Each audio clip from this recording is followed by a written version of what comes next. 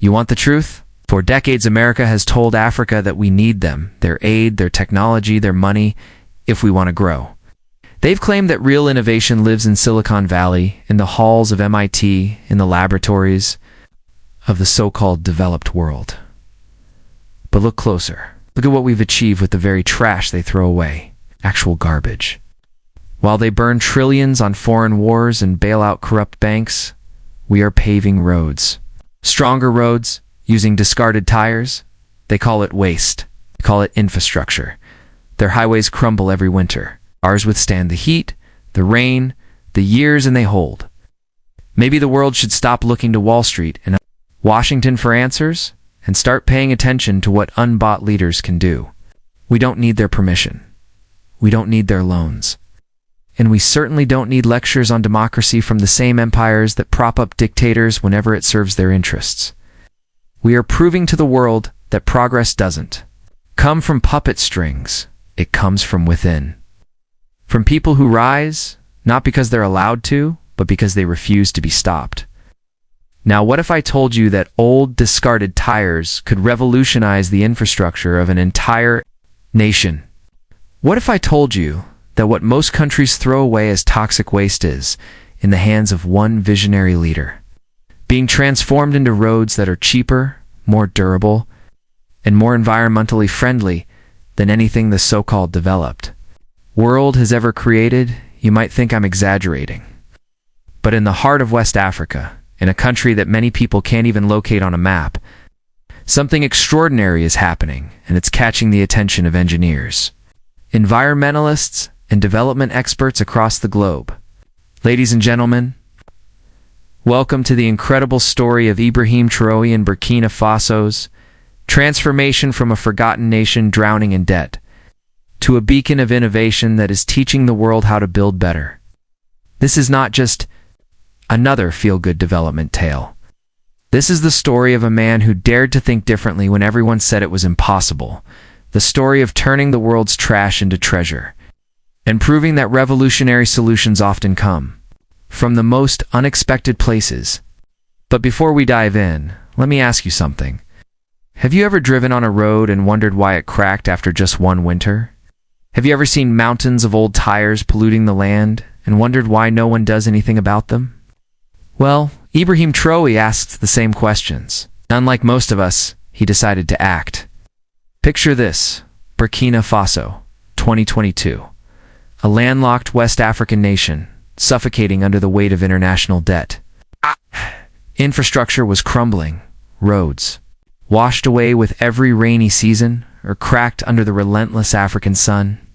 Remote villages were cut off from cities by dangerous unpaved tracks, where ambulances, fire trucks, and school buses got stuck for hours, sometimes with life or death consequences.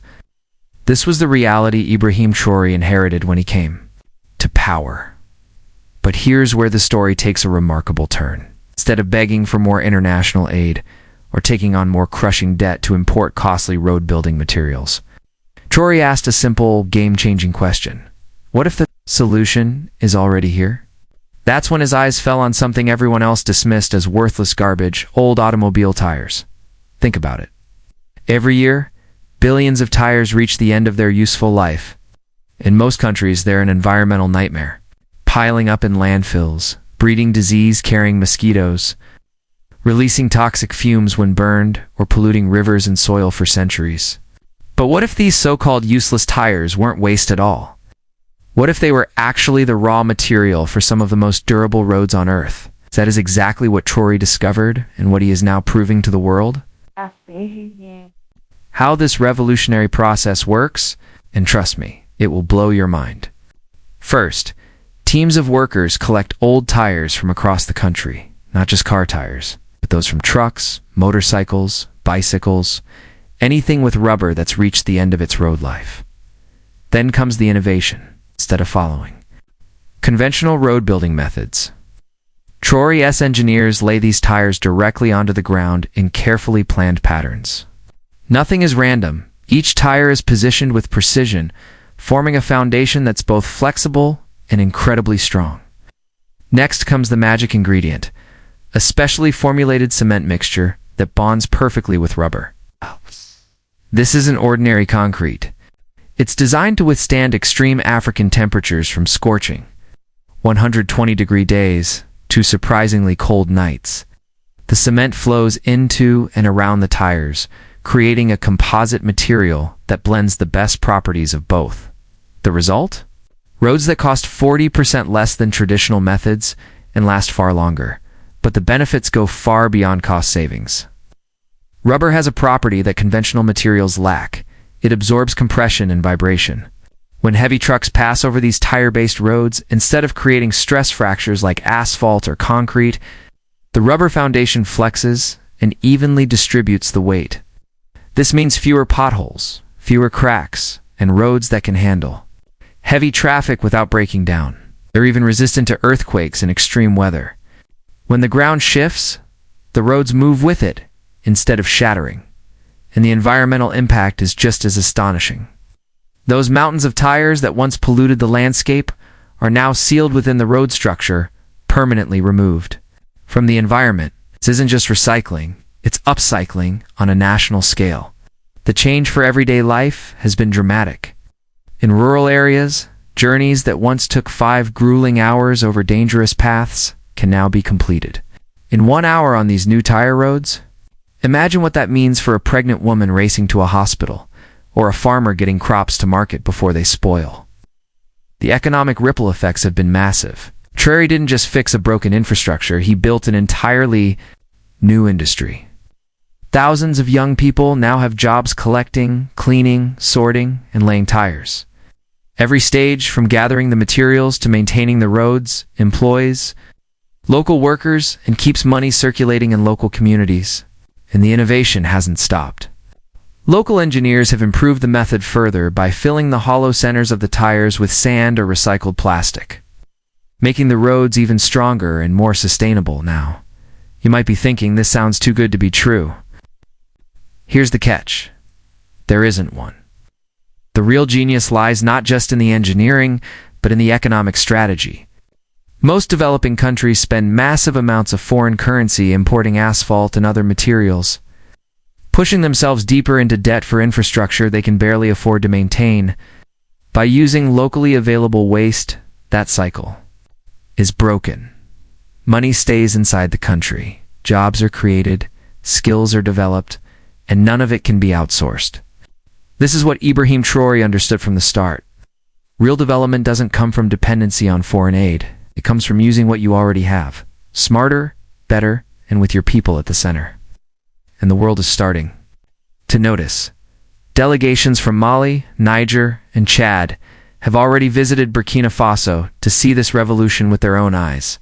Delegations from across Africa have come to study this groundbreaking road-building model, exploring how they might adapt it for their own countries. Even European environmental organizations have praised it as an eco-road innovation, one that could dramatically reduce pollution if adopted in low-traffic areas of the developed world. But for Ibrahim Traoré, this road project is about far more than infrastructure. It's a philosophy, a belief in the power of local innovation and self-reliance.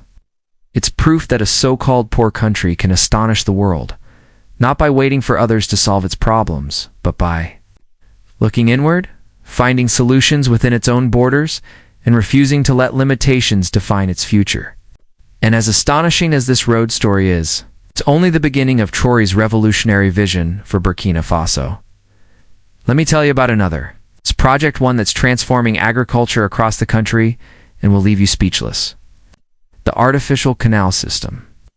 For generations, farmers in Burkina Faso lived at the mercy of the sky. Rainfall was unpredictable. Seeds were planted in hope, but without enough water, they never sprouted. Crops failed. Families went hungry. And all farmers could do was look upward, praying for rain that might never come. This cycle of uncertainty trapped the country in poverty and food insecurity. But Traoré saw an opportunity where others saw disaster. The artificial canal system he's building is not just a set of water channels, it's a complete water management network. It captures precious rainfall during the wet season, stores it in strategically placed reservoirs, and then distributes it throughout the year to the regions that need it most. Here's how it works. During the rainy months, instead of letting the water rush into rivers and flow out of the country, the canals diverted into massive reservoirs. Then, during the long dry season, that stored water is fed through an intricate network of channels that reach farmland across Burkina Faso. The results have been nothing short of miraculous. Farmers who once struggled to grow enough to feed their families are now producing surplus crops. Fields that were once barren are turning green with thriving vegetation. Burkina Faso is moving rapidly toward food self-sufficiency, and there is even talk of becoming a food exporter to neighboring countries. But the canals do more than irrigate crops. They have sparked new industries and economic opportunities. Fish farming has sprung up in the reservoirs. Agricultural cooperatives are forming as farmers gain confidence in their harvests. Young people who once left villages for city jobs are staying, working their own land, building their own futures. The change is so dramatic that even satellites can see it. Vast stretches of once brown, arid land are now lush and green. Burkina Faso's very landscape is being transformed. And yet, even this is not the end of Traoré's vision. His most ambitious project of all is the creation of a completely self-sufficient solar city, a model of sustainable development unlike anything Africa has ever seen. Picture a city where every building, every school, every hospital, and every home is powered entirely by the sun. No tangled power lines cutting across the sky, no polluting fossil fuel plants, no crippling electricity bills crushing families.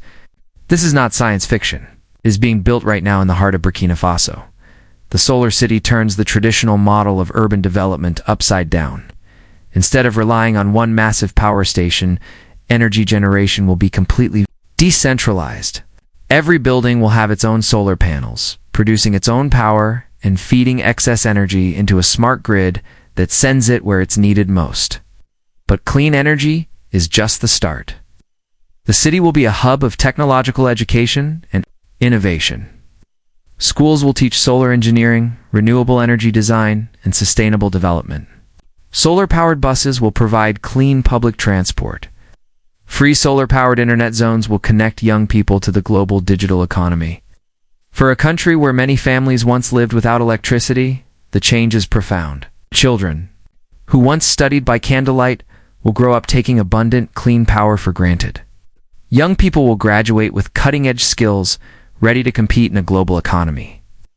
The project is already creating thousands of jobs, not just in installing and maintaining solar systems, but in manufacturing them locally. Burkina Faso will no longer be forced to import these technologies. It will build them itself, creating another stream of economic self-reliance. And beyond the practical benefits, the solar city stands as a powerful symbol, proof that developing countries do not have to choose between economic growth and environmental protection. Proof that the most advanced technologies can thrive anywhere if there is the political will and the courage to think differently. International observers are watching closely. Successful, this could become a blueprint for sustainable cities across Africa and beyond. Now, let's step back and see the bigger picture. What Ibrahim Traoré is doing in Burkina Faso is not just about roads, canals, and solar grids. It's about rewriting the rules of development itself. For decades, the so-called conventional wisdom claimed that poor countries must wait for rich countries to help them. That innovation only happens in billion-dollar laboratories. That the best solutions are always the most expensive. Traoré is proving them all wrong. He's showing that brilliance often emerges where resources are scarcest and needs are greatest. That what one society calls waste can be another's greatest asset. That necessity is still the mother of invention. But his work is also about something deeper, about rejecting the divide between developed and developing, between haves and have-nots.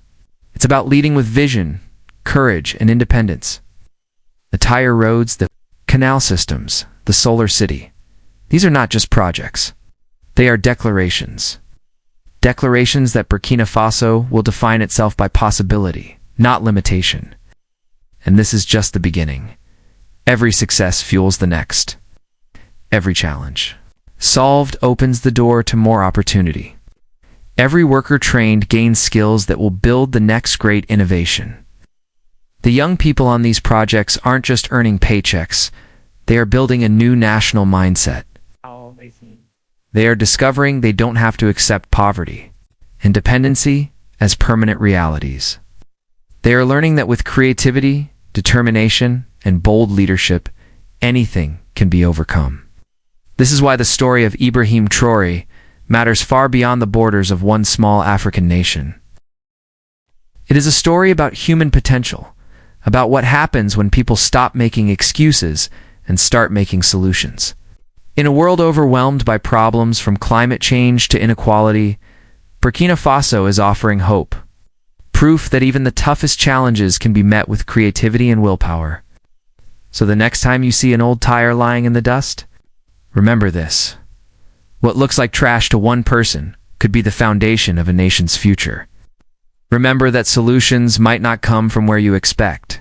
And remember that in West Africa, a leader who refused to accept the status quo is proving that a better future can be built one road, one canal, one solar panel at a time.